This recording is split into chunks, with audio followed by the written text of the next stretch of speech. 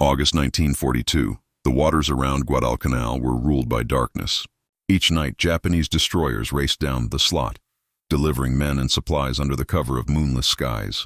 Against them, the Americans sent something that shouldn't have worked. 77-foot plywood boats held together with screws and faith. They called them PT boats. Tiny, fragile, and armed with unreliable torpedoes, they were sent to fight steel giants in black water. What happened next would rewrite the rules of naval warfare, forever. The night of August 12, 1942 began like so many others in the Solomon Islands. Heavy air, dark seas, and the faint hum of insects from Tulagi Harbor. In a makeshift command shack lit by a single lantern, a radio operator copied an urgent message from Henderson Field. Enemy destroyer force proceeding southeast through the slot. Estimated arrival. Iron Bottom Sound. 0200 hours. Lieutenant Hugh Robinson, one of the first PT boat commanders to arrive in the Solomons, studied the report in silence. 4 boats, no radar. Faulty torpedoes. And somewhere in that black expanse, Imperial Japanese destroyers, masters of the night, were coming. Since the American landings on Guadalcanal, Japanese destroyers had ruled the sea routes. Their supply convoys, the infamous Tokyo Express, delivered men and weapons every few nights with terrifying precision. They could strike, unload, and vanish before dawn. To stop them, the U.S. Navy turned to something completely unorthodox: small, fast, wooden boats with the punch of a torpedo. Each PT boat was a fragile miracle of American engineering. 3 Packard engines, 41 knots flat out, thin mahogany hulls that could bounce small arms fire but split open if hit by a shell. On that August night, these Mosquito boats idled in the dark, their engines barely whispering. The men aboard, mechanics, farm boys, and college athletes, waited for destroyers 5 times their size to appear. None of them knew it yet, but they were about to launch a campaign that would make the Tokyo Express run scared, for the first time. By late August 1942, the men of Motor Torpedo Boat Squadron 2 were fighting both the enemy and the elements. Tulagi Harbor was a cauldron of heat, humidity, and mosquitoes that could drain a man's strength faster than fear ever could. Their boats, 77 feet of mahogany and paint, were kept alive through the sheer will of their crews. Mechanics tuned Packard engines in the dark. Gunners stripped and cleaned 50 caliber turrets that jammed with salt. And on every man's mind was the same question: can a wooden boat really fight a destroyer? The Japanese answer came almost immediately. At Iron Bottom Sound, the Imperial Navy ruled the night. Their Type 93, long lance torpedoes could reach targets at 20,000 yards, twice the range of anything the Americans carried. Their destroyers were faster, their crews better trained, and their lookouts could spot an enemy in pitch darkness. American sailors began calling those nightly raids the Tokyo Express. To Admiral Isoroku Yamamoto, the logic was simple: whoever controlled the night controlled Guadalcanal. The Americans could own the daylight skies, but once the sun went down, Japan ruled the ocean. Lieutenant Roland Westholm, commanding PT-46, spent each dusk tightening every bolt, checking every hose, every weapon. The Mark 8 torpedoes slung along the deck were temperamental things, prone to running too deep or failing to detonate. But they were all the crew had. Each man aboard had memorized his role. The helmsman kept the throttle just above idle, mufflers half closed to hide the boat's exhaust. The gunners scanned the horizon with naked eyes, and the engineer, Eldon Genta, a former Detroit mechanic, listened to the heartbeat of the Packard engines. Every click and rattle as familiar as his own pulse. "These boats live on sound," Genta told the new men. "She talks to you. Ignore her voice, and she'll die under you." That night, the radio crackled. Tokyo Express sighted. 3 destroyers heading south. PT-48, PT-46, PT-44, and PT-36 moved out, cutting through the black water like sharks. No radar, no moon, only the faint glow of phosphorescence curling from their wakes. Lieutenant Lester Gamble in PT-48 led the patrol. He ordered the boats to fan out at 500-yard intervals, silent hunters waiting in ambush.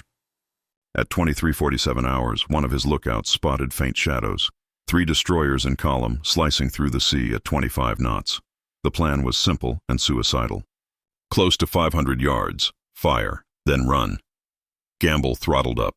The engines screamed, the mahogany hull shuddered, and the PT boat leaped forward, The Japanese destroyers loomed ahead, massive and indifferent, like steel mountains moving across the sea. Gamble fired 2 torpedoes and veered hard to starboard. The wakes of the Mark 8s glowed in the dark, a fatal giveaway. On the lead destroyer, lookouts shouted, "Gurai! Gurai! Torpedoes!" The helm slammed over. The destroyer heeled hard. Gamble's torpedoes missed by less than 20 yards. Star shells burst overhead, turning night into noon. The destroyers opened up with 5-inch guns, their shells hissing into the water around PT-48. Gamble's boat weaved through walls of spray, zigzagging at 40 knots. The gunners fired back, tracers tearing across the waves. Snapping in the dark, one boat after another attacked. PT-46, PT-44, PT-36, each firing their unreliable torpedoes, each chased by geysers of exploding water.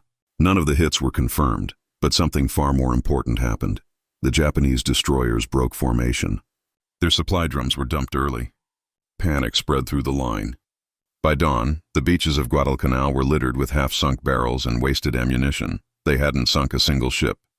But the Tokyo Express had been interrupted, and for the first time Japan's night supremacy had been challenged by men in wooden boats. October 1942. The PT boat crews had grown lean, hollow-eyed, and relentless. Nights blurred together. Black horizons, thunder from distant guns, and the sickly glow of phosphorescent wakes. They were learning fast, learning how to fight, how to survive, and how to make the Tokyo Express bleed. Commander Thomas G. Warfield took charge of the squadron that month. His first order wasn't about courage, it was about tactics.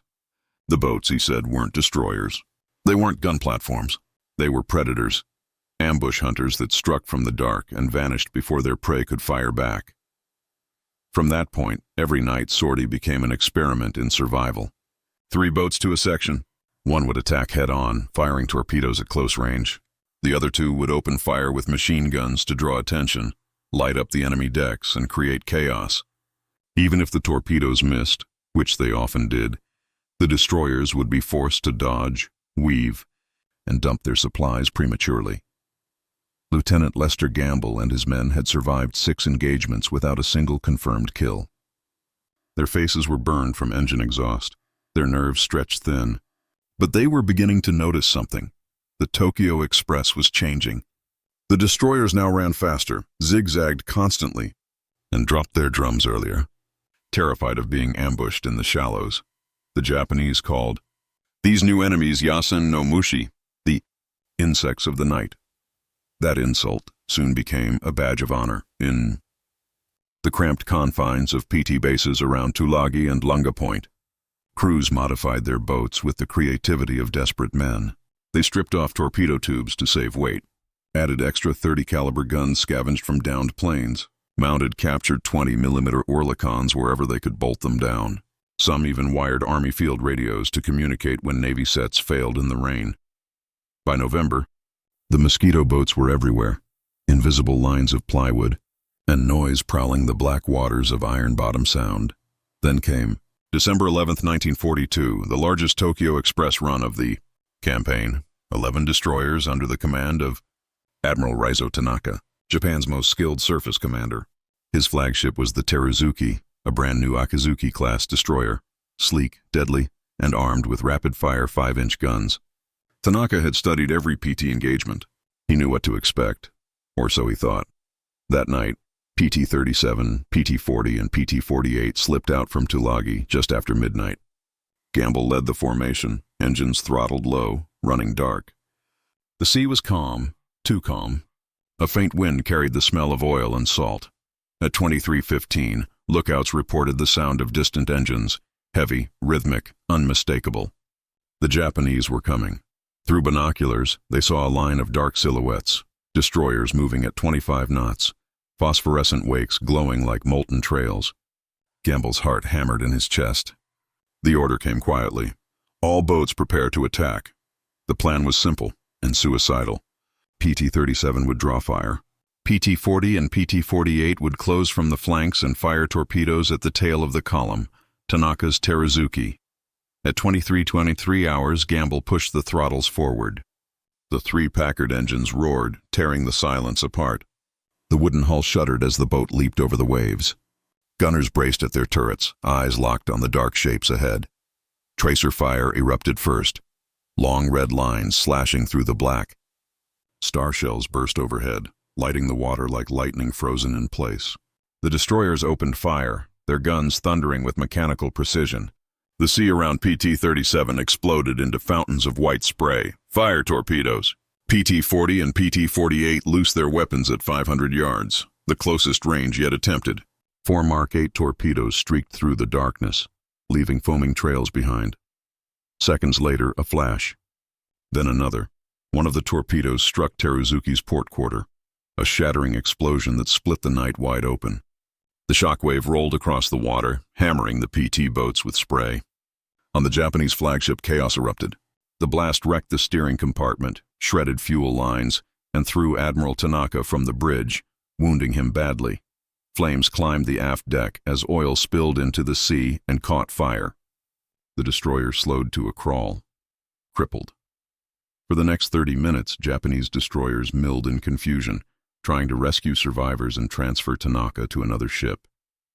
Their supply drums were dumped prematurely.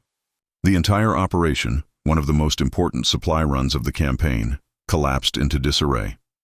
By dawn, Teruzuki still floated, burning stubbornly, a defiant silhouette against the orange horizon. Then, at 4:40 a.m., her own depth charges cooked off in the heat, splitting the ship in half.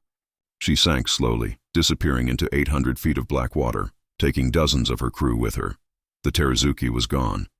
The Tokyo Express had lost its flagship, and for the first time, the Imperial Navy understood that the Mosquito boats, the tiny, fragile craft they had once dismissed as nuisances, could bite hard enough to kill. Back at Tulagi, the crews didn't celebrate. They were too exhausted, too aware of what they'd survived. Gamble wrote in his log, "We didn't win. We just lived through it." But history would see it differently. That night, the plywood boats of Squadron 2 had done the impossible. They'd crippled one of Japan's newest destroyers and forced the enemy to rethink everything they knew about night warfare. In the weeks that followed, the Tokyo Express ran fewer and fewer missions. Each one cost more fuel, more ships, more lives. And the men in the Mosquito boats, sleep-deprived, soaked, and starving, kept coming. Night after night, until the darkness itself no longer belonged to Japan. By early 1943, the waters of the Solomon Islands had turned into a graveyard. What the sailors once called the Tokyo Express now felt more like the Tokyo Suicide Run. Every night, the Imperial Japanese Navy sent its destroyers south, loaded with drums of fuel, food and ammunition for the starving garrison at Guadalcanal. Every morning, fewer returned. It wasn't just American aircraft or submarines anymore. It was something worse, something small, something that couldn't be tracked, couldn't be predicted, couldn't be reasoned with. The Mosquito boats, the plywood demons of the dark. PT-109, commanded by a young Lieutenant John F. Kennedy, joined the fight in April 1943. He was tall, calm, and new to the chaos. To the veterans around Tulagi, he looked too clean, a Harvard graduate stepping into a world that smelled of oil, sweat, and cordite. But Kennedy learned fast. His crew adored him. They called him Jack. He didn't shout, didn't lecture, he just did. When supplies ran short, he carried fuel drums himself. When the boat broke down, he helped wrench the engines back to life. He believed in one thing above all. You don't ask a man to do something you wouldn't do yourself. PT-109 wasn't special.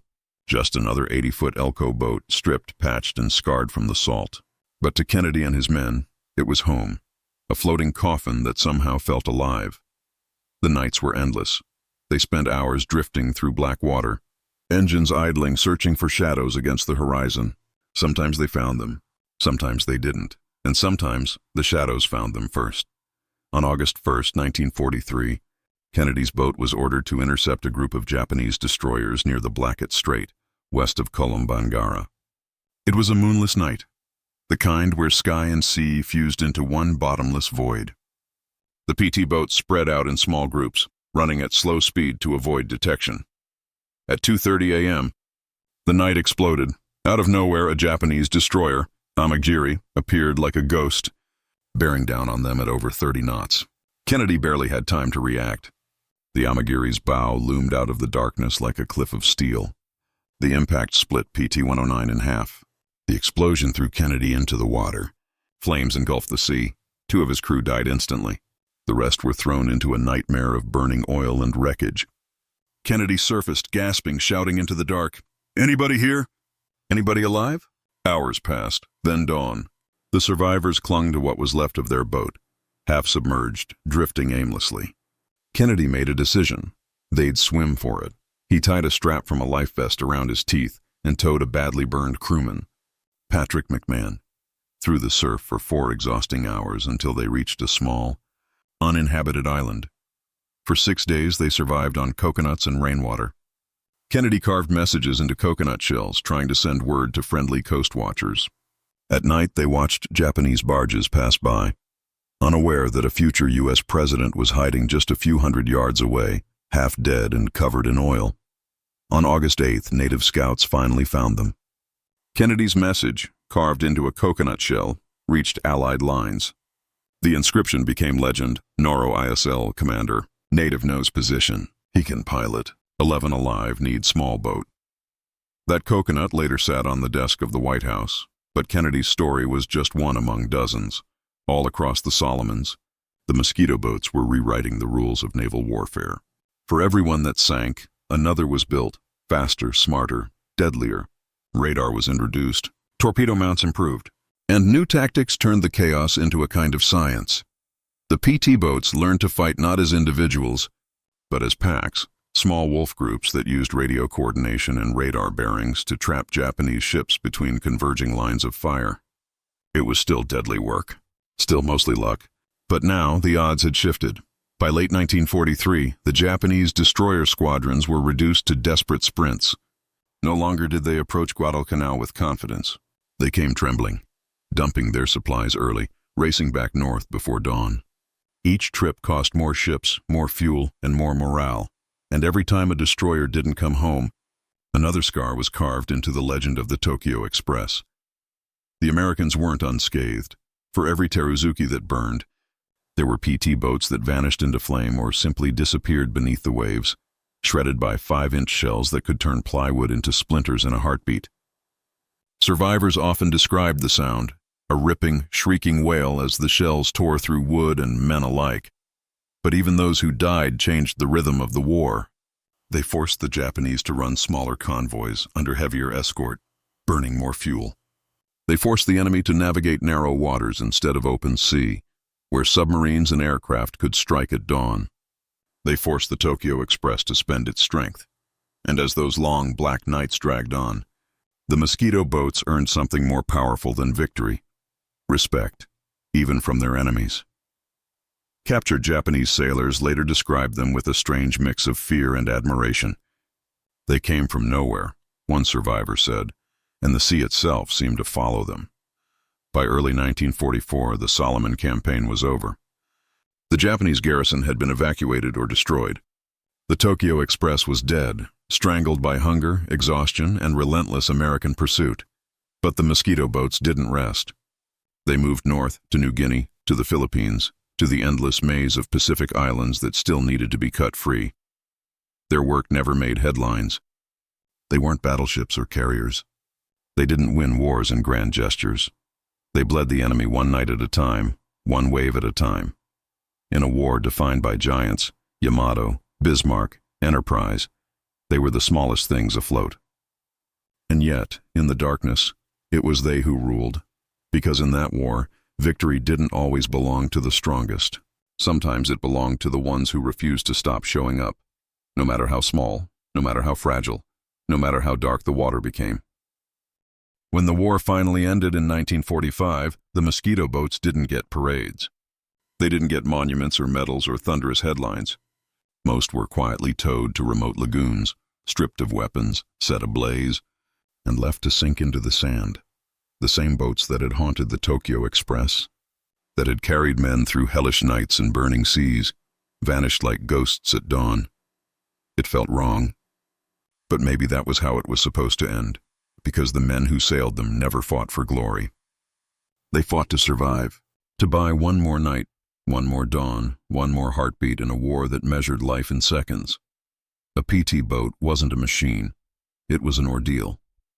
The heat from the engines was unbearable. The exhaust fumes coated your throat until it burned. Salt spray crusted your skin. You could taste fuel in everything you ate. And sleep, that was a luxury no one could afford. Every mission felt like the last one. Every launch could be the night you disappeared into the dark and were never spoken of again, and yet they kept going. Men barely in their 20s, steering plywood and faith through seas ruled by giants. They didn't know they were writing one of the most improbable chapters of naval history. They didn't know that decades later, historians would look back and realize how their tiny boats had forced one of the world's most powerful navies to surrender the night. All they knew was that the sea was black. The enemy was out there, and if they stopped, someone else would die instead. When people think of World War II, they picture the big things, the battleships, the carriers, the grand strategy. But history isn't built by giants. It's built by the ones no one remembers, the ones who bled in silence, who fought in the margins, who never got to see the world they saved. For every Tokyo Express that ran, there was a Mosquito boat waiting in the dark, engines trembling, guns ready, hearts pounding. For every man who died on a destroyer's deck, there was another who drifted home through oil and flame, whispering to the waves that still burned around him. They were never supposed to win. And somehow, they did anyway. Today, what remains of the Mosquito fleet lies scattered across the Pacific. Coral grows through shattered hulls. Fish sleep in rusted torpedo tubes. The sea has claimed them back, quiet, eternal, unjudging.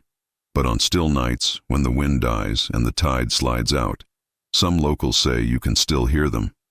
The faint whine of Packard engines, the rattle of twin 50s, and the echo of laughter. Young men who once dared to hunt destroyers with plywood and courage. Men who proved that even the smallest flame can light up the darkest ocean.